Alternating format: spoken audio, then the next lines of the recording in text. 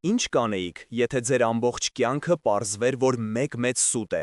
Մի հարուստ ընտանիքի պատմություն, որտեղ հոր մահից հետո հայտնվում են նրա ենթադրյալ ապօրինի որդին։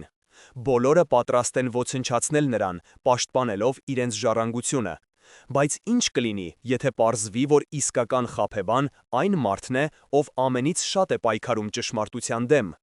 Երբեմն ամենամեծ գաղտնիքը թաքնված է հենց քո աչքի առաջ։ Այս պատմությունը միայն փողի ու ժառանգության մասին չէ։ Սա մի կնոջ մասին է, ով փորձելով բացահայտել ուրիշի սուտը, պատահաբար գտնում է իր մոր տասնամյակներով թաքցրած նամակները։ Այդ նամակները ոչ միայն կփոխեն նրա պատկերացումներն իր ծնողների մասին, այլև կստիպեն սեփական արյունը։ Բայց ամենասարսափելին առջևում է, երբ բոլոր գաղտնիքները կբացահայտվեն ընտանեկան ընթրիքի սեղանի շուրջ։ Պատրաստ եք տեսնել, թե ինչպես է մեկ գաղտնիքը քարուքանդանում ամեն ինչ։ Սեղմեք բաժանորդագրվել հիմա և գրեք ձեր քաղաքը մեկնաբանություններում, տեսնենք, թե քանիսն ենք մենք։ Վարդան Սարգսյանի երկրի ամենահզոր գործարարներից մեկի մահվան 3-րդ օրն էր, և նրա շքեղ, բայց այժմ ճնշող առանձնատունը լցվել էր սևազգեստ մարդկանցով։ Օդը հագեցած էր թանկարժեք օծանելիքի, թառամող շուշանների և չասված խոսքերի խառնուրդով։ Աննան, հանգուցյալի դուստրը, կանգնած էր հյուրասենյակի կենտրոնում անթերի սև զգեստով, և նրա դեմքը քարե դիմակի պես անթափանց էր։ Նա մեխանիկորեն սեղմում էր մարդկանց ձեռքերը, լսում ցավակցությունները, բայց նրա աչքերը սառն էին ու հերու, կարծես դիտում էին այս ամբողջ թատրոնը կողքից։ Նրա կողքին, բազկաթոռին թաղված, նստած էր մայրը, Մարիան, որի սև շղարշի տակից երևում էին դողացող ուսերը։ Իսկ եղբայրը, Դավիթը, անհանգիստ շրջում էր սենյակում, անընդհատ նայելով հեռախոսին։ Նա մոտեցավ Աննային և շշնջաց. «Աննա, փաստաբանը զանգել էր, ասում է կտակի բացումը պետք է արագացնենք, բաժնետոմսերի հարց կա»։ Աննան նույնիսկ չնայեց նրան, նրա ձայնը կտրուկ էր։ «Հիմա ժամանակը չէ, Դավիթ, հորս հոգին դեռ այս տանն է, հարգիր գոնե դա»։ Բայց Դավիթը չէր հանգստանում։ «Հարգանքը գրպանտ չես դնի, այս մարդիկ եկել են տեսնելու, թե ով է հիմա ղեկին»։ Հենց այդ պահին մուտքի դուռը զգուշորեն բացվեց, և սենյակում տիրեց լռություն։ Շեմին կանգնած էր մի երիտասարդ, Ալեքսը, հասարակ, մաքուր կոստյումով, որը ակնհայտորեն անտեղի էր այս շխեղության մեջ, բայց նրա հայացքն ուղիղ էր ու վստահ։ «Ներողություն, երիտասարդ, ցուցակում ձեր անունը չկա», ասաց ծառան։ Երիտասարդը հանգիստ պատասխանեց. «Ես հրավիրված չեմ, ես եկել եմ հրաժեշտ տալու հորս»։ Սենյակով մի սառը շշուկ անցավ։ Աննան մոտեցավ, յուրաքանչյուր քայլով սառեցնելով օդը։ «Ինչ հոր մասին է խոսքը, կարծում եմ սխալվել եք հասցեն»։ Ալեքսը նայեց ուղիղ նրա աչքերի մեջ և հստակ արտաբերեց. «Ես չեմ սխալվել, ես Ալեքսն եմ, Վարդան Սարգսյանի որդին»։ Լռությունը դարձավ խլացուցիչ։ Բոլոր հայացքները սևեռվեցին նրանց վրա, իսկ Մարիան, լսելով այդ խոսքերը, գունատվեց և բռնվեց բազկաթոռի թևից, կարծես ուշաթափվելու լիներ։ Աննայի մտքում միայն մեկ հարց էր պտտվում. որտեղից է հայտնվեց սա, որ քաղաքի փոշոտ փողոցներից է եկել այս լրբությունը։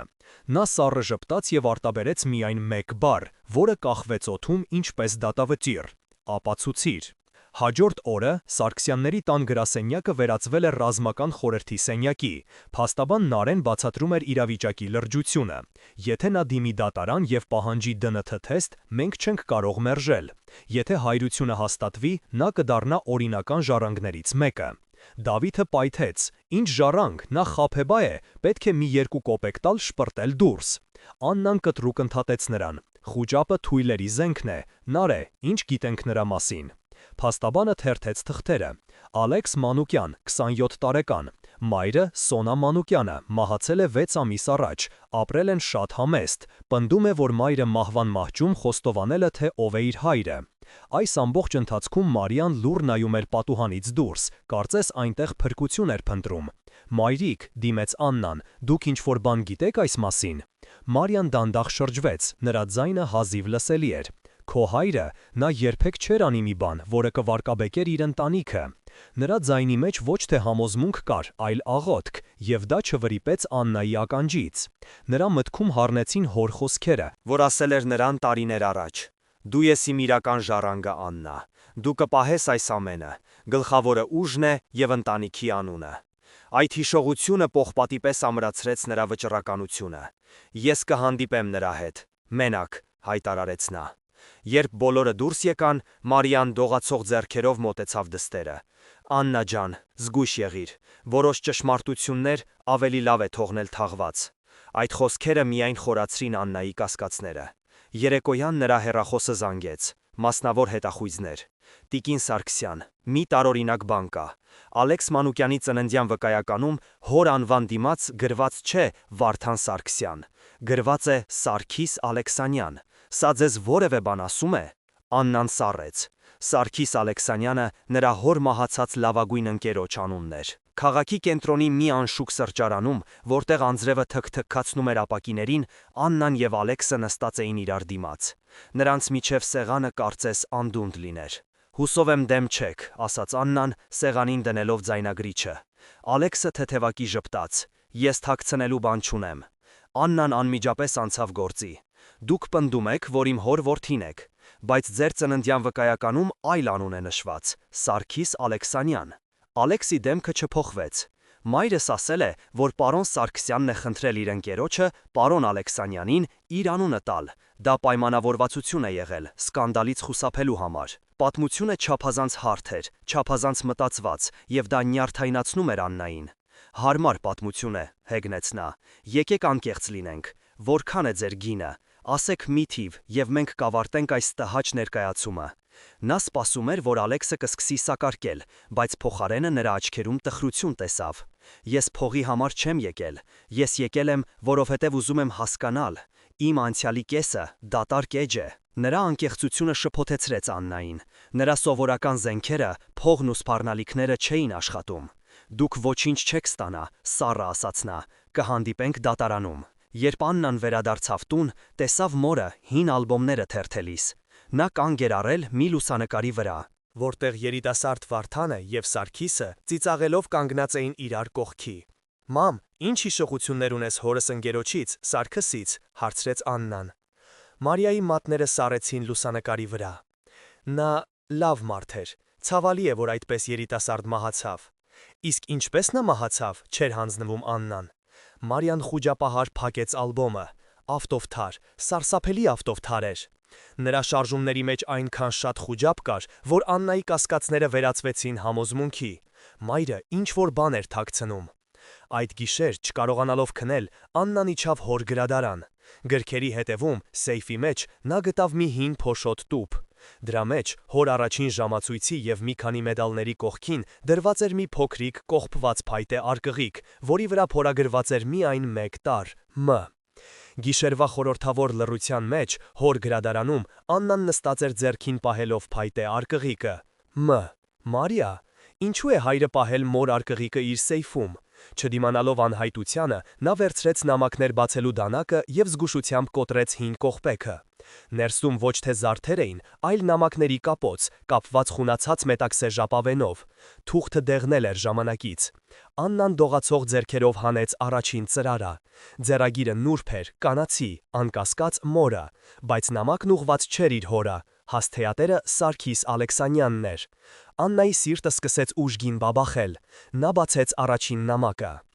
Իմ սիրելի Սարգիս, ամեն օր առանց քեզ դար է թվում։ Ես նստում եմ այս մեծ, սառը տանը եւ ձևացնում եմ, թե երջանիկ եմ, բայց իմ հոգին միայն քեզ հետ է։ Վարդանը լավ ամուսին է, բայց նա երբեք չի կարող ստիպել իմ սրտին այնպես բաբախել, ինչպես դու, միայն քո հայացքով։ Աննան կլանում էր նամակները մեկը մյուսի հետևից, եւ նրա աչքի առաջ բացվում էր գաղտնի կրքոտ սիրավեպի մի ամբողջ պատմություն։ Նրա աշխարհը, որը կառուցված էր հստակ կանոնների վրա, սկսեց փլուզվել։ Մինչ Աննան փորձում էր գլուխ հանել այս անհավանական բացահայտումից, Դավիթը, չվստահելով քրոջը, որոշեց գործել իր ձևով։ Նա անանուն կերպով տեղեկություն արտահոսեց մամուլին ժառանգության համար պայքարող ինքնակոչի մասին։ Հաջորդ առավոտ թերթերը լի էին Սարգսյանների ընտանիքի սկանդալով։ Ահա, հաղթական տեսքով ասաց Դավիթը նախաճաշին, այսպես է պետք պայքարել, հասարակական կարծիքը կչնչացնի նրան։ Աննան, որն ամբողջ գիշեր չէր քնել, նայեց նրան դատարկ հայացքով։ Դու ինչ ես արել։ Դու կրակ ես բացել մեր սեփական տան վրա, հիմար։ Հեռախոսները սկսեցին անդադար զանգել, Սարգսյանների ամրոցի պատերը սկսեցին ճակ տալ։ Աննան հասկացավ, որ խնդիրն այլևս Ալեքսը չէ, խնդիրն իր ընտանիքի հիմքերն են, որոնք կառուցված են եղել ստի վրա։ Նա վերադարձավ իր սենյակ և հասավ վերջին ամենախունացած նամակին, որը գրվել էր Սարգսի մահվանից կարճ ժամանակ առաջ։ Նրա աչքերը սահում էին տողերի վրայով, մինչև հասան մի պարբերության, որը ստիպեց նրա սրտին կանգ առնել։ Ես չգիտեմ, ինչպես պիտի ապրեմ առանց քեզ, իմ սեր, Վարդանն ինձ մխիթարում է, նա չի կասկածում ոչ նչի մասին, նա երբեք չի իմանա, որ երեխանը, որին ես կրում եմ, իրենը չէ, այլ մերը, մեր Աննան, մեր Աննան։ Այս երկու բառերը օդում կախված մնացին, ապա քարի պես ընկան լռության մեջ, փշրելով Աննայի աշխարհը։ Նամակը սահեց նրա անզոր մատների միջից և թիթեռի պես պարելով վայրէջք կատարեց մանրահատակին։ Սենյակը կարծես պտտվեց նրա շուրջը, և հոր Վարդան Սարգսյանի դիմանկարը պատից նայում էր նրան միևնույն խիստ իշխող հայացքով, բայց այժմ այդ հայացքում Աննան կարդում էր ոչ թե հպարտություն, այլ տասնամյակների խորը անասելի տխրություն։ Նրա ամբողջ կյանքը, 38 տարվա գիտակցական գոյությունը, կառուցված էր մի հիմքի վրա, որը հենց նոր փոշիացավ։ Դու իմ իրական ժառանգն ես, հնչեցին հոր խոսքերը նրա հիշողության մեջ, և այդ խոսքերն այժմ դառը հեգնանքի համ ունեին։ Նա ժառանգն էր, ում։ Այն մարդու, ով մեծացրել էր ուրիշի երեխային որպես իր սեփական, թե այն մարդու, ում անունը նա հազիվ էր հիշում հին լուսանկարներից, Սարգիս Ալեքսանյան, մի մարդ, ով միշտ եղել էր պարզապես հոր լավագույն ընկերը, իսկական հայրը։ Այս գիտակցումից Աննայի ներսում մի սառը դատարկություն առաջացավ։ Նա նայեց հայելու մեջ իր արտացոլանքին, փնտրելով անծանոթ գծեր, փորձելով տեսնել ոչ թե Վարդան Սարգսյանի դստերը, այլ Սարգիս Ալեքսանյանի, բայց ինչեր նա զգում այս պահին։ Ցավ, դավաճանություն, թե մի տարօրինակ, անհասկանալի թեթևություն, կարծես մի հանելուկ, որն ամբողջ կյանքում տանջել էր իրեն, վերջապես լուծում էր գտել։ Եվ հետո, ինչպես սառը ցնցուղ, նրա մտքին եկավ մյուս հարցը. եթե ինքը Սարգսի դուստրն է, ապա ով է Ալեքսը։ Այն տղան, որի հայտնվելը սկիզբ դրեց այս ամբողջ մղձավանջին։ Ինչպես կարող է նա լինել Վարդան Սարգսյանի որդին, եթե նրա ծննդյան վկայականում գրված է Սարգիս Ալեքսանյանի անունը։ Միթե հնարավոր է, որ Աննայի մտքերը խճճվել էին։ Զգացմունքների քաոսը սկսեց տեղի տալ սառը հաշվենկատ տրամաբանությանը, որը նա ժառանգել էր Վարդանից։ Նա պետք է իմանար ճշմարտությունը, ամբողջ ճշմարտությունը։ Նա հավաքեց նամակները հատակից, դրանք այրում էին նրա մատները, կարծես յուրաքանչյուր տառը լիներ շիկացած մետաղ։ Նա վերցրեց միայն այն մեկ նամակը, որը պարունակում էր ճակատագրական խոստովանությունը, և իջավ ներքև։ Նրա քայլերը հաստատուն էին, բայց յուրաքանչյուր աստիճանը կարծես տաներ նրան դեպի անդունդ։ Նա գտավ մորը հյուրասենյակում, պատուհանի մոտ նստած։ Մարիան այնքան փոքր ու փխրուն էր թվում այդ հսկայական սառը սենյակում։ Նա նայում էր այգուն, բայց նրա հայացքը դատարկ էր։ Աննան լուռ մոտեցավ և դրեց դեղնած թուղթը մոր կողքի սեղանիկին։ Մարիան նայեց նամակին, հետո դանդաղ բարձրացրեց հայացքը դեպի դուստրը։ Նրա աչքերում զարմանք չկար, միայն անսահման հոգնածություն և տասնամյակների ցավ։ Որտեղից։ Հազիվ լսելի շշնջաց նա. հոր սեյֆից։ Աննայի ձայնը հնչեց անսովոր հանգիստ, բայց այդ հանգիստությունն ավելի սարսափելի էր, քան ցանկացած բղավոց։ Միայն մեկ հարցի պատասխան տուր, մայրիկ, սա ճիշտ է։ Մարիան երկար լռեց։ Թվում էր, թե նա իր ամբողջ կյանքի ուժերն է հավաքում, արտաբերելու համար այն բառերը, որոնք թաղել էր իր հոգու խորքում։ Վերջապես նա կոտրված ձայնով խոսեց. այո, քո հայրը, քո իսկական հայրը Սարգիսն էր։ Այս խոստովանությունից հետո նրա ուսերը կախվեցին, կարծես մի անտանելի բեռ ընկավ դրանց վրայից։ Վարդանը, նա իմացավ հղիությանս մասին Սարգսի մահվանից հետո։ Նա կարող էր ինձ դուրս շպրտել, կարող էր ոչնչացնել, բայց նա քեզ ընդունեց որպես իր սեփական դուստր։ Նա սիրեց քեզ այնպես, ինչպես ոչ ոք չէր կարող սիրել։ Նա մեզ պաշտպանեց, բոլորից։ Արցունքները հոսում էին նրա այտերով, բայց դրանք ոչ թե ափսոսանքի, այլ ազատագրման արցունքներ էին։ Աննան լսում էր, փորձելով իմաստավորել այս ամենը։ Նրա հիշողության մեջ հառնեց մի տեսարան մանկությունից։ Ինքը, փոքրիկ աղջնակ, ընկել էր և վնասել ծունկը։ Սարգիսը նրան գրկել, բարձրացրել էր օդ և ծիծաղեցրել, մինչդեռ Վարդանը կանգնած նայում էր նրանց մի տարօրինակ, տխուր ժպիտով։ Այն ժամանակ նա չէր հասկացել այդ հայացքի իմաստը, հիմա հասկանում էր։ Բայց մնում էր վերջին, ամենակարևոր հարցը։ Լավ, ասաց Աննան, նրա ձայնը դեռևս զերծ էր զգացմունքներից։ Իսկ Ալեքսը, այդ տղան ո՞վ է։ Մարիան սարսափահար նայեց նրան, նրա դեմքից գույնը գնաց, նա թափահարեց գլուխը, կարծես ուզում էր հերքել ոչ թե Աննայի հարցը, այլ իր սեփական հիշողությունները։ Ալեքսը, Աստված իմ, շշնջաց նա, եւ նրա ձայնի մեջ հայտնվեց մի նոր, սարսափելի վախ։ Ալեքսը Սարգսի որդին է, եւ քո եղբայրը։ Իսկ Վարդանը գիտեր ամեն ինչ, նա գիտեր, որ դու իր դուստրը չես, իսկ Սարգսի մահը դա պատահականություն չէր, Աննա, դա պատահականություն չէր, դա պատահականություն չէր, Աննա, դա պատահականություն չէր։ Մարիայի այս խոսքերը որպես արձագանք հնչեցին Աննայի գլխում, խառնվելով նոր բացահայտված ճշմարտությունների քաոսին։ Եղբայր, Սարգսի մահը պատահականություն չէր, սա արդեն ոչ թե ընտանեկան դրամա էր, այլ հանցագործության սառը, սարսափելի հոտ էր ստանում։ Աննան նայեց մորը, փորձելով նրա աչքերում գտնել որևէ բացատրություն, որևէ հուշում, բայց Մարիան կարծես քարացել էր իր սեփական խոստովանության սարսափից։ Նրա հայացքը թափարում էր սենյակում, կանգ առնելով Վարդանի դիմանկարի վրա, կարծես նրանից էր սպասում փրկության կամ ներման։ Աննան հասկացավ, որ մորից այլևս ոչինչ չի իմանա։ Նա այնքան երկար էր ապրել իր գաղտնիքի բանտում, որ այժմ, երբ դռները բացվել էին, պարզապես վախենում էր դուրս գալ։ Պետք էր գործել, եւ գործել արագ։ Առաջին բնազդը, որը նա ժառանգել էր Վարդանից, պաշտպանվելն էր։ Պաշտպանել այն, ինչ մնացել էր իրենց ընտանիքից, պաշտպանել մորը, պաշտպանել Դավիթին։ Որքան էլ նա արհամարհեր եղբոր թուլությունն ու շահամոլությունը, նա իր արյունն էր, թե արդեն ոչ։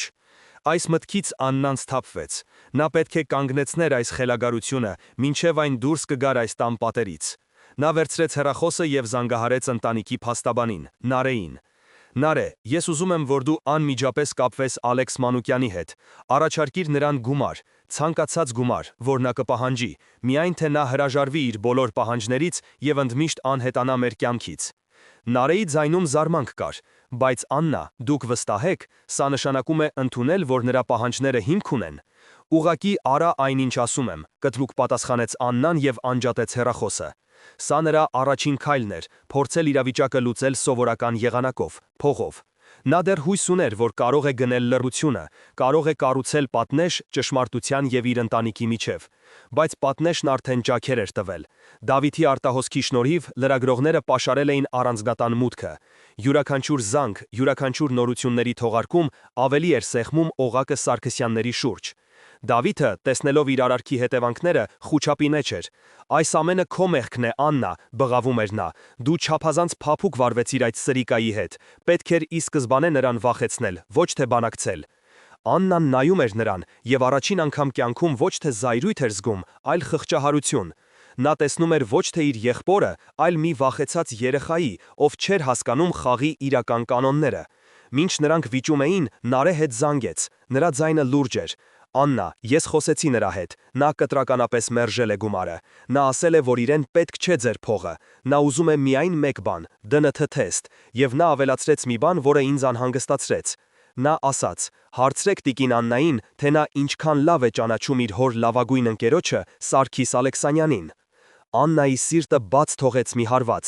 Ալեքսը գիտի, նա ինչ-որ բան գիտի, սա այլևս շանտաժ չէ, սա ուղիղ մարտահարևեր էր։ Նրա պլանը գնել լռությունը ձախողվեց։ Խոչընդոտները սկսեցին աճել երկրաչափական պրոգրեսիայով։ Հասարակական ճնշումը, Դավիթի անկառավարելի պահվածքը, Ալեքսի համառությունը եւ ամենասարսափելին, Սարգսի մահվան առեղծվածը։ Այս ամենը միահյուսվում էր մի ամուր հանգույցի, որը Աննան չգիտեր ինչպես քանդել։ Նա հասկացավ, որ պետք է փոխի մարտավարությունը։ Եթե չի կարողանում թաքցնել ճշմարտությունը, ուրեմն պետք է առաջ անցնի դրանից։ Նա պետք է ինքը գտներ Սարգսի մահվան մասին տեղեկությունները, մինչև Ալեքսը դա կաներ եւ կօգտագործեր իրենց դեմ։ Նա զանգահարեց իր հոր անվտանգության ծառայության նախկին պետին Արմենին, մի մարդու, ով հավատարիմ էր Վարդանին մինչև վերջ եւ գիտեր նրա բոլոր գաղտնիքները։ Արմեն, ինձ օգնություն է պետք։ Ես ուզում եմ, որ դուք գտնեք Սարգիս Ալեքսանյանի մահվան գործի բոլոր նյութերը, ամեն ինչ։ Ոստիկանական արձանագրությունները, վկաների ցուցմունքները, փորձաքննության եզրակացությունները։ Ինձ պետք է իմանալ, թե իրականում ինչ է տեղի ունեցել այդ օրը։ Լսափողի մյուս ծայում երկար լռություն տիրեց։ Հետո Արմենը խուլ ձայնով պատասխանեց. Տիկին Աննա, ես ձեզ խորհուրդ չէի տա փորփրել այդ պատմությունը։ Ձեր հայրը Վարդանը հատուկ խնդրել էր, որ այդ գործը փակվի եւ այլևս չբացվի։ Որոշ դռներ ավելի լավ է թողնել փակ։ Այս խոսքերը ոչ թե կանգնեցրին Աննային, այլ հակառակը, ավելի համոզեցին, որ նա ճիշտ ուղու վրա է։ Նա ավելի կոշտ պահանջեց, եւ Արմենը ծանր հոգոց հանելով համաձայնեց։ Մի քանի ժամ անց Աննան իր էլեկտրոնային փոստին ստացավ սկանավորված փաստաթղթերի մի մեծ կապոց։ Նա սկսեց կարդալ, սուզվելով անցյալի մռայլ մանրամասների մեջ. ավտովթարի նկարագրությունը, մեքենայի տեխնիկական անսարքության մասին եզրակացությունը, որը այդպես էլ հստակ պատճառ չէր նշում։ Եվ հետո նա հասավ մի փաստաթղթի, որը ստիպեց նրա արյունը սառչել երակներում։ Դա միակ վկայի, մի հովի ցուցմունքն էր, ով վթարից րոպեներ առաջ տեսել էր Սարգսի մեքենան կանգնած ճանապարհի եզրին։ Եվ Սարգիսը մենակ չէր եղել, նրա կողքին, մեքենայից դուրս, կանգնած էր մեկ այլ մարդ։ Հովիվը չէր կարողացել նկարագրել նրա դեմքը, բայց հստակ նշել էր, որ նրանք բարձր վիճում էին, եւ այդ մարդը ոչ այլ ոք էր, քան Վարդան Սարգսյանը։ Վարդան Սարգսյան, այս անունը, գրված սևով սպիտակի վրա, հովի ցուցմունքի մեջ ավելի ուժեղ հարված էր, քան նախորդ բոլոր բացահայտումները միասին վերցրած։ Աննան զգաց, թե ինչպես է օդը պակասում իր թոքերում, իսկ սենյակի պատերը սկսում են սխմվել։ Նրա սիրտը բաբախում էր այնպիսի ուժգնությամբ, որ թվում էր կպայթի կրծքավանդակում։ Նա նորից ու նորից կարդում էր նույն տողը։ Նրանք բարձր վիճում էին, եւ յուրաքանչյուր ընթերցումից հետո պատկերն ավելի ու ավելի սարսափելի էր դառնում։ Մարդը, ով իրեն մեծացրել էր, ում ինքը պաշտում էր որպես ուժի եւ արդարության խորհրդանիշ,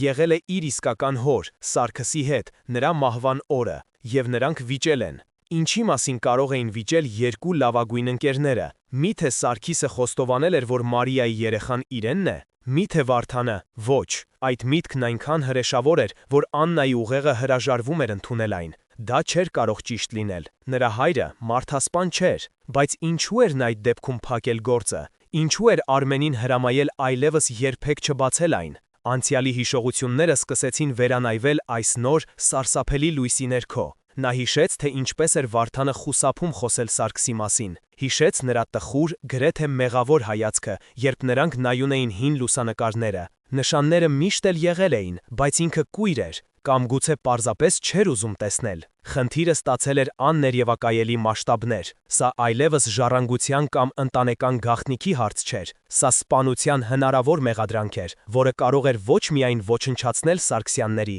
այլև բոլորին քաշել իր հետևից դեպի անդունդ։ Աննան հասկացավ, որ ինքը մենակ է այս պայքարում։ Նա չէր կարող վստահել ոչ մորը, ով խրված էր իր անցյալի ստվերներում, ոչ էլ Դավիթին, ով ունակ էր միայն խուճապ ստեղծել։ Եվ հիմա նրա գլխավոր թշնամին ոչ թե Ալեքսն էր, այլ այն մարդու ուրվականը, ում ինքը հայ էր կոչել։ Այդ պահին հեռախոսը զանգեց։ Էկրանին հայտնվեց Ալեքսի անունը։ Աննան մի պահ տատանվեց, հետո սառը վճռականությամբ պատասխանեց. Ինչ եք ուզում, նրա ձայնը պողպատի պես սառն էր։ Ես ուզում եմ հանդիպել։ Ալեքսի ձայնը հանգիստ էր, բայց այդ հանգստության տակ զգացվում էր ուժ։ Ոչ թե փաստաբանների հետ, այլ ձեզ հետ, մենակ։ Կարծում եմ մենք երկուսս էլ հասկանում ենք, որ սա այլևս փողի հարց չէ, սա իմ հոր մահվան հարցն է։ Այս խոսքերը հաստատեցին Աննայի վատթարագույն մտավախությունները։ Ալեքսը գիտեր ավելին, քան ասում էր։ Գուցե նրա մայրը մահվան մաճում պատմել էր ոչ միայն հայրության մասին։ Իրավիճակը բարդացավ նաև մեկ այլ, անսպասելի կողմից։ Ընկերության խորհրդի անդամները, անհանգստացած մամուլի աղմուկից եւ բաժնետոմսերի անկումից, պահանջեցին արտահերթ ժողով։ Նրանք ուզում էին հասկանալ, թե ով է այժմ կառավարում ընկերությունը եւ արդյոք Աննան ի վիճակի է պահպանել վերահսկողությունը։ Նրա իշխանությունը, որը միշտ անսասան էր թվում, սկսեց սասանվել։ Նա կանգնած էր բազմաճակատ պատերազմի առաջ, անցյալի դևերը, ներկայի սպառնալիքները եւ ապագայի անորոշությունը։ Նա զգում էր, թե ինչպես է հողը սահում իր ոտքերի տակից։ Այդ երեկո, փորձելով մի պահ կտրվել իրականությունից, նա մտավ հոր աշխատասենյակ։ Ամեն ինչ այնտեղ անփոփոխ էր, կարծես Վարդանը պարզապես դուրս էր եկել եւ շուտով կվերադառնար։ Նրա աչքն ընկավ սեղանի վրա դրված շախմատի տախտակին, որտեղ կիսատ էր մնացել նրանց վերջին պարտիան։ Վարդանը սիրում էր շախմատ եւ միշտ սովորեցնում էր նրան։ Աննա, հիշիր, երբեմն հաղթելու համար պետք է զոհաբերել ամենաուժեղ խաղաքարը։ Այս խոսքերը հանկարծ նոր իմաստ ստացան։ Ինչ էր զոհաբերել Վարդանը, ում էր նա զոհաբերել։ Շախմատի տախտակի կողքին դրված էր մի հին կաշվե պատորագիր։ Աննան երբեք չէր տեսել այն։ Դողացող ձեռքերով նա բացեց այն։ Դա Վարդանի օրագիրն էր։ Առաջին էջում խոշոր տառերով գրված էր մեկ նախադասություն. «Այսօր ես թաղեցի իմ լավագույն ընկերոջը և իմ հոգու մի մասը, Աստվածների ինձ»։ Ամսաթիվը համընկնում էր Սարգիս Ալեքսանյանի մահվան օրվա հետ։ Աստվածների ինձ։ Այս խոսքերը, գրված Վարդանի վստահ, ուժեղ ձեռագրով, դարձան այն բանալին, որը բացեց անցյալի դժոխային դարպասները։ Աննան զգաց, թե ինչպես է սառույցը սողում իր երակներով։ Նա մեխանիկորեն թերթեց օրագրի էջերը, կլանելով տողերը, որոնք այլևս հոր մտքերն էին, այլ մի տանջահար հոգու խոստովանություն։ Վարդանը մանրամասն նկարագրում էր այն ճակատագրական օրը։ Նա պատմում էր, թե ինչպես է Սարգիսը խոստովանել իր և Մարիայի սիրավեպի մասին և որ Մարիան հղի է իրենից։ Վարդանի աշխարհը փլուզվել էր։ Նա կորցրել էր և կնոջը, և լավագույն ընկերոջը միևնույն պահին։ Նրանք վիճել էին, այո, բայց ոչ այնպես, ինչպես Աննան էր պատկերացնում։ Դա ոչ թե զայրույթի, այլ կոտրված սրտերի բախում էր։ Սարգիսը, չդիմանալով մեղքի զգացմանը, ուզում էր ամեն ինչ պատմել, հեռանալ Մարիայի հետ։ Բայց Վարդանը աղաչում էր նրան չանել դա, չքանդել այն ամենը, ինչ իրենք կառուցել էին։ Նա սիրում էր Մարիային, նույնիսկ դավաճանությունից հետո, և նա պատրաստ էր մեծացնել այդ երեխային, որպես իր սեփական, միայն թե նրանք մնային միասին։ Հետո տողերը դառնում էին անհասկանալի, խառը, կարծես գրված լինեին տենդի մեջ։ Վարդանը գրում էր, որ Սարգիսը, հուսահատությունից դրդված, նստել է մեքենան և խելագարի պես սլացել դեպի լեռնանցքը, իսկ ինքը, Վարդանը, հետևել է նրան, փորձել է կանգնեցնել, բայց արդեն ուշ էր, մեքենայի արգելակները, դրանք չէին աշխատել։ Օրագրի այդ հատվածը թրջված էր հին արցունքների հետքերով։ Աննան շունչ քաշեց։ Ուրեմն դա սպանություն չէր, դա սարսափելի ճակատագրական դժբախտ պատահար էր, իսկ Վարդանը պարզապես թաքցրել էր իր ներկայությունն այնտեղ, վախենալով, որ իրեն կմեղադրեն։ Թեթևության մի փոքր ալիք անցավ նրա մարմնով, բայց դա ընդամենը փոթորկից առաջ տիրող խաբուսիկ հանգստությունն էր, նա շարունակեց կարդալ։ Օրագրի հաջորդ գրառումները արդեն արվել էին մի քանի ամիս անց, Աննայի ծնունդից հետո։ Վարդանի տոնը փոխվել էր։ Նա գրում էր Աննայի մասին անսահման սիրով, նրան անվանում էր իր փրկություն, իր լույսը խավարում։ Նա գրում էր, որ երբեք չի զղջացել իր որոշման համար։ Ամեն ինչ կարծես թե իր տեղն էր ընկնում։ Բայց ինչով էր Ալեքսը հայտնվել, ով էր նա։ Աննան թեթեց օրագիրը մինչև վերջին գրառումները, որոնք արվել էին Վարդանի մահից ընդամենը մի քանի շաբաթ առաջ։ Ձեռագիրը դարձել էր դողդոջուն, անհավասար։ Վարդանը գրում էր իր հիվանդության, մոտալուտ մահվան մասին։ Եվ հետո եկավ այն պարբերությունը, որը պայթեցրեց Աննայի գիտակցությունը և շրջեց ամեն ինչ գլխիվայր։ «Ես գիտեմ, որ շուտով կհեռանամ», գրում էր Վարդանը, «և ինձ հետ կտանեմ իմ ամենամեծ գաղտնիքը, այն գաղտնիքը, որը ես չբացահայտեցի նույնիսկ Մարիային։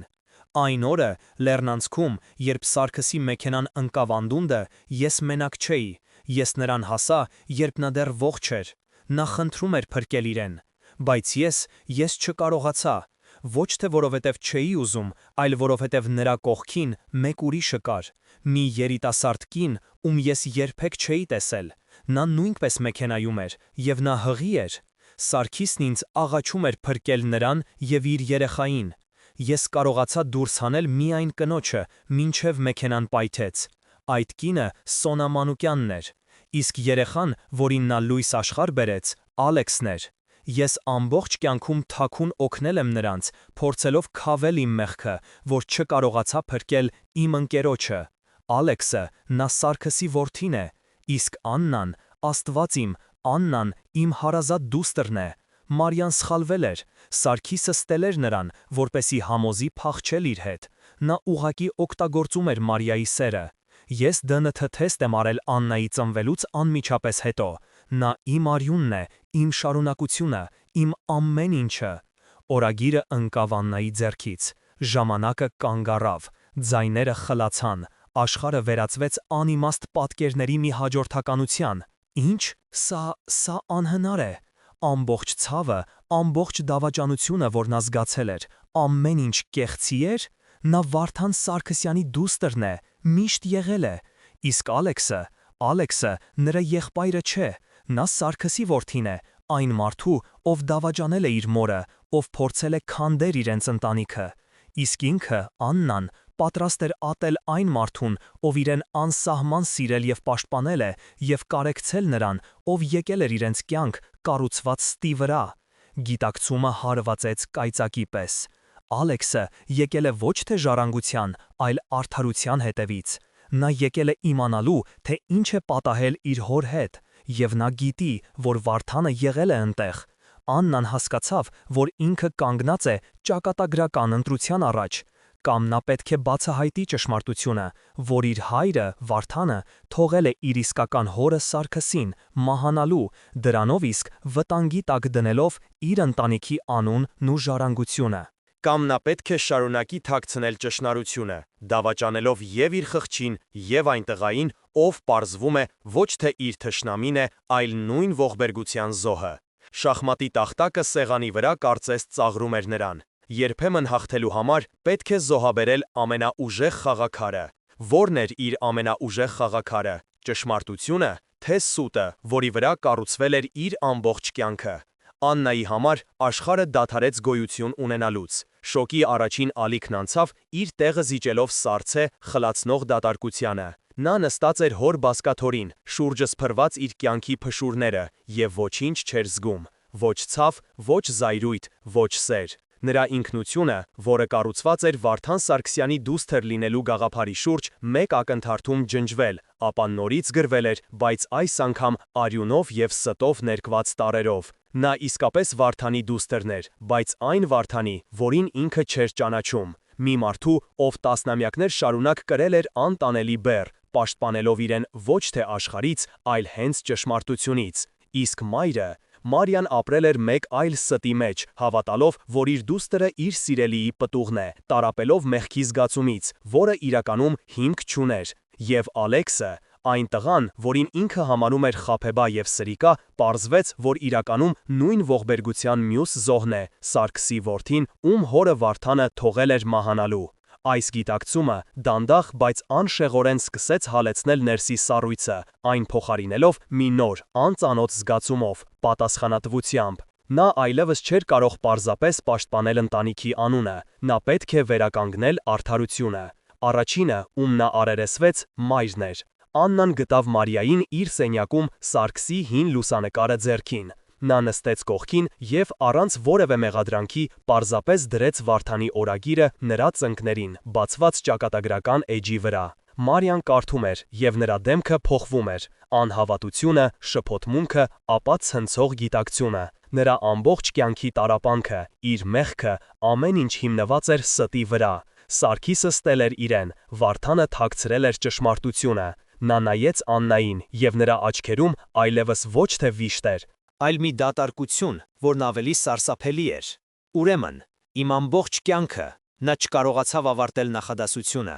Այդ պահին նրանց միջև հին կապը, մոր և դստեր, փոխվեց։ Նրանք դարձան երկու կին, երկու զոհ, որոնք միավորված էին ընդհանուր դավաճանությամբ։ Այս նոր իրականության մեջ Մարիան այլևս թույլ տառապող կին չէր։ Նրա մեջ արթնացավ մի պողպատե վճռականություն։ «Մենք պետք է ամեն ինչ ուղղենք», հաստատակամ ասաց նա։ Սա նրանց նոր դաշինքի սկիզբն էր։ Դավիթի ռեակցիան կանխատեսելիորեն այլ էր։ Երբ Աննան նրան պատմեց ճշմարտությունը, նրա առաջին հարցը ոչ թե հոր արարքի կամ Ալեքսի ճակատագրի մասին էր, այլ ժառանգության։ Սա նշանակում է, որ Ալեքսը նույնպես Սարգսի որդին է, ուրեմն նա իրավունք չունի հորս փողերի վրա, այդպես չէ, հարցրեց նա, աչքերում շահամոլ կայծերով։ Աննան նայեց նրան և վերջնականապես հասկացավ, որ իրենք ապրում են տարբեր աշխարհներում։ Նրա համար սա արդարության հարց էր, իսկ Դավթի համար՝ թվերի։ Դու բացարձակապես ոչինչ չհասկացար, այնպես չէ, հոգնած ասաց Աննան։ Այդ պահից նրանց միջև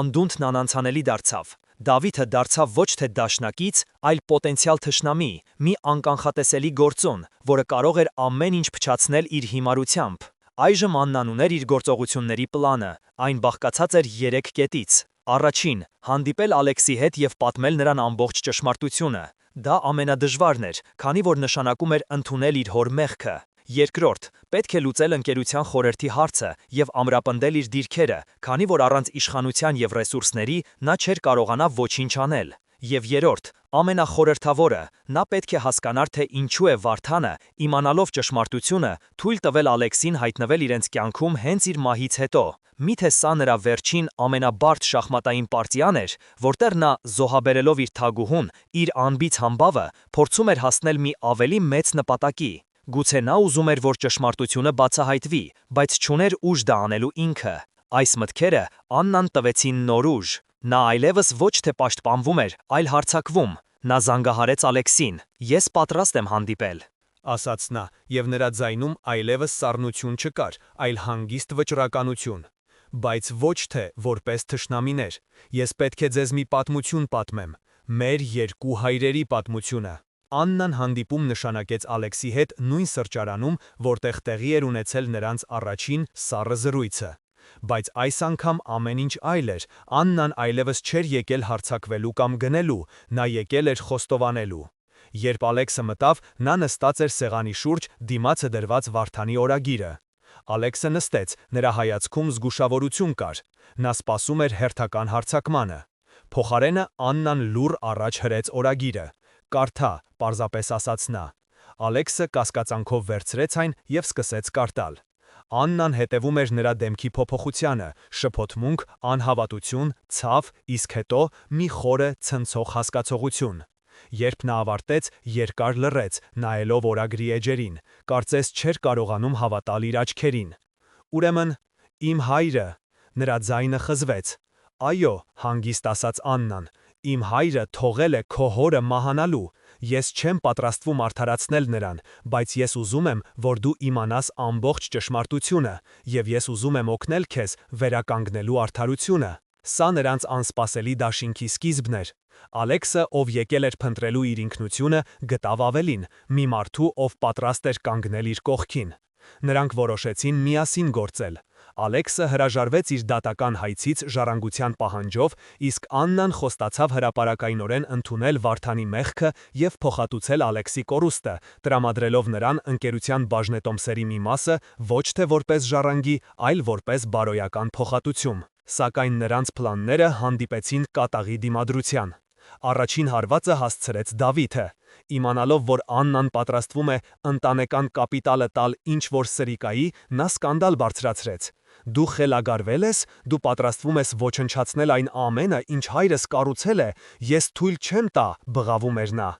Օգտվելով իրավիճակից, նա կապվեց ընկերության խորհրդի դժգոհ անդամների հետ եւ սկսեց գաղտնի բանակցություններ վարել Աննային կառավարումից հեռացնելու համար։ Աննան հայտնվեց երկու կրակի արանքում։ Նա պետք է պայքարեր եւ իր ընտանիքի ներսում եւ դրսում։ Նա գումարեց խորհրդի արտահերթ նիստ։ Մթնոլորտը սառն էր ու թշնամական։ Դավիթը եւ նրա կողմնակիցները բացահայտ մեղադրեցին նրան ընկերության շահերը վտանգելու մեջ։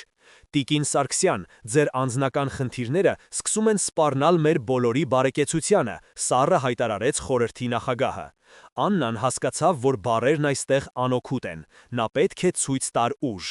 «Շատ լավ», ասաց նա, վեր կենալով, «եթե դուք կասկածում եք իմ կարողությունների վրա, ես առաջարկում եմ քվեարկության դնել իմ անվստահության հարցը, բայց նախքան դա թույլ տվեք ձեզ հիշեցնել մի բան»։ Նա միացրեց էկրանը, եւ սենյակում հայտնվեցին փաստաթղթեր, որոնք ապացուցում էին, որ խորհրդի մի քանի անդամներ, այդ թվում նախագահը, ներգրավված են եղել ֆինանսական խարդախությունների մեջ, որոնք Վարդանը բացահայտել էր, բայց չէր հասցրել հրապարակել։ «Հայրս միշտ ասում էր, որ հավատարմությունը ամենաթանկ արժույթն է», սառը ժպիտով ասաց Աննան, «իսկ դուք, պարոնայք, սնանկ եք։ Հիմա, եթե այլ հարցեր չկան, անցնենք մեր ընկերության ապագայի պլանավորմանը»։ Սենյակում տիրեց խուլ լռություն։ Աննան հաղթել էր այս ճակատամարտում, բայց հասկանում էր, որ սա ընդամենը սկիզբն է։ Նա ստեղծել էր նոր, հզոր թշնամիներ։ Հաջորդ քայլը հրապարակային խոստովանությունն էր։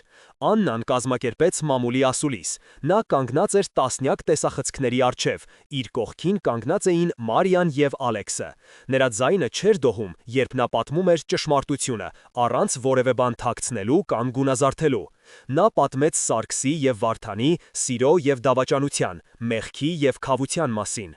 «Իմ հայրը հերոս չէր», ասաց նա, նայելով ուղիղ տեսախցկներին։ Նա սխալներ գործած մարդ էր, բայց նա նաև մի մարդ էր, ով կարողացավ սիրել ուրիշի երեխային որպես իր սեփական եւ մինչեւ իր կյանքի վերջը կրել իր արարքի բեռը։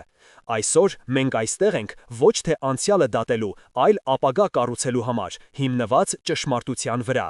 Այս խոսքերը ռումբի պես պայթեցին, հասարակությունը ցնցված էր, ոմանք հիանում էին Աննանի քաջությամբ, Մյուսները դատապարտում նրան կեղտոտ սպիտակեղենը հանրայնացնելու համար, բայց Աննայի համար կարևորը մեկ այլ բան էր. նա վերջապես ազատ էր։ Նա ազատ էր ստից, որը թունավորել էր իր ընտանիքը սերունդներ շարունակ։ Սակայն երբ նա կարծում էր, թե ամենադժվարն արդեն հետևում է, նրան սպասում էր վերջին եւ ամենասարսափելի հարվածը։ Ասուլիսից հետո նրան մոտեցավ Արմենը, անվտանգության ծառայության նախկին պետը։ Նրա դեմքը քարի պես անարտահայտիչ էր։ Տիկին Աննա, կա մի բան, որ դուք չգիտեք, խուլ ձայնով ասաց նա։ Ձեր հորորագրում գրված չէ ամեն ինչ։ Այն օրը, վթարից հետո, երբ Վարդանը փրկեց Սոնա Մանուկյանին, նա մենակ չէր։ Ես նրա հետ էի, եւ Սարգիսը, նա դեռ ողջ էր, երբ մեքենան սկսեց այրվել։ Նա աղաչում էր օգնել իրեն։ Բայց ձեր հայրը, նա նայեց ինձ եւ ասաց մեկ բառ. գնացինք։ Նա դիտավորյալ թողեց նրան մահանալու։ Արմենի խոսքերը նա դիտավորյալ թողեց նրան մահանալու, դարձան այն վերջին կաթիլը, որը լցրեց Աննայի համբերության բաժակը։ Այն ամենը, ինչ նա փորձում էր կառուցել վերջին օրերին, արդարության, փոխըմբռնման եւ ներման փխրուն կամուրջը, փլուզվեց մեկ ակնթարթում։ Սա այլևս սխալ կամ թուլություն չէր, սա սառնասիրտ հաշվարկված սպանություն էր։ Վարդան Սարգսյանը ոչ թե ողբերգության զոհ էր, այլ դրա ռեժիսորը։ Աննան զգաց, թե ինչպես է իր ներսում բարձրանում սառը մոլեգին զայրույթի ալիք։ Նա այլևս չէր կարող պաշտպանել կամ արդարացնել այդ մարդուն։ Ճշմարտությունը պետք է բացահայտվեր, ամբողջությամբ, անխնա, անկախ հետևանքներից։ Կուլմինացիան տեղի ունեցավ Սարգսյանների առանձնատանը, ընտանեկան ընթրիքի ժամանակ, որը Աննան կազմակերպել էր որպես վերջնական առերեսման թատերաբեմ։ Սեղանի շուրջ նստած էին բոլորը՝ Աննան, Մարիան, Ալեքսը, Դավիթը եւ ընտանիքի փաստաբան Նարեն։ Օդը թանձր էր լարվածությունից։ Դավիթը թշնամաբար նայում էր Ալեքսին, իսկ Մարիան լուռ ու գունատ նայում էր դատարկությանը։ Աննան վեր կացավ, ձեռքին պահելով Վարդանի օրագիրը։ Ես բոլորիդ հավաքել եմ այստեղ, որպեսի վերջ դնենք այս պատմությանը։ Նրա ձայնը հնչում էր հանգիստ, բայց պողպատե։ Մենք բոլորս ապրել ենք ստի մեջ, բայց սուտը, ինչպես պարզվեց, ունի շերտեր։ Նա պատմեց օրագրի բովանդակությունը, բայց այս անգամ առանց Վարդանին արդարացնելու փորձերի։ Երբ նա հասավ վթարի նկարագրությանը, դուռը բացվեց եւ սենյակ մտավ Արմենը։ Իսկ հիմա, շարունակեց Աննան, թույլ տվեք ներկայացնել այն մարդուն, ով եղել է այդ ամենի միակ ողջ վկան։ Արմենը, խուսափելով բոլորի հայացքներից, մանրամասն պատմեց այն, ինչ տեսել էր այն օրը։ Նա պատմեց, թե ինչպես էր Սարգիսը ողջ եւ աղաչում էր օգնության համար, եւ թե ինչպես էր Վարդանը սառնասրտորեն շրջվել եւ հեռացել, թողնելով իր ընկերոջը այրվող մեքենայի մեջ։ Ինչու, հազիվ լսելի շշնջաց Ալեքսը, եւ նրա աչքերում ոչ թե ատելություն էր, այլ անսահման ցավ։ Ինչու նա դա արեց։ Որովհետև նա սիրում էր ինձ, պատասխանեց Մարիան, առաջին անգամ բարձրացնելով գլուխը։ Նրա ձայնը թույլ էր, բայց հստակ, եւ նա գիտեր, որ քանի դեռ Սարգիսը ողջ է, ես երբեք լիովին իրենը չեմ լինի։ Նա ոչ թե քեզնից էր վրեժ լուծում, այլ իմ սիրուց։ Այդ պահին Դավիթը պայթեց։ Եվ ինչ եք ուզում հիմա, որ մենք ոչնչացնենք մեր ընտանիքը մի մարդու պատճառով, ով վաղուց մեռած է։ Հայրս արել է այն, ինչ պետք էր, նա պաշտպանել է իր ընտանիքը, բղավեց նա։ Ոչ, կտրուկ ընդհատեց Աննան, նա պաշտպանել է իր սեփականությունը, իսկ մենք ընտանիք չենք եղել, այլ գեղեցիկ ճակատով բանտ, եւ այսօր այս բանտի դռները բացվում են։ Նա դարձավ դեպի Նարեն։ Նարե, ես ուզում եմ, որ դու նոր կտակ կազմես։ Ընկերության բաժնետոմսերի 50%-ը կփոխանցվի Ալեքս Մանուկյանին, որպես բարոյական եւ նյութական փոխհատուցում։ Մնացածը կբաժանվի իմ եւ մորս միջև։ Դավիթը ոչինչ չի ստանա։ Դու իրավունք չունես, գոռաց Դավիթը։ Ես ունեմ բոլոր իրավունքները, սառը պատասխանեց Աննան։ Հայրս ինձ է թողել վերահսկիչ փաթեթը, որովհետև գիտեր, որ միայն ես կարող եմ կայացնել ճիշտ որոշումներ, եւ սա իմ որոշումն է։ Սա վերջնական հարվածն էր։ Դավիթը, հասկանալով, որ պարտվել է, անարգանքով լքեց սենյակը, ընդմիշտ խզելով կապեր իր ընտանիքի հետ։ Կուլմինացիայից հետո տանը տիրեց ծանր, բայց միևնույն ժամանակ մաքրագործող լռություն։ Ճշմարտությունը, որքան է որ դաժան լիներ, ասված էր։ Բեռը, որը տասնամյակներ շարունակ ճնշում էր նրանց, վերջապես ընկել էր։ Աննան մոտեցավ Ալեքսին։ Նրանք երկար նայեցին իրար։ Նրանք հարազատներ չէին արյունով, բայց նրանց միավորում էր մի ընդհանուր ողբերգական անցյալ։ Ես գիտեմ, որ սա չի վերադարձնի քո հորը, հանգիստ ասաց Աննան,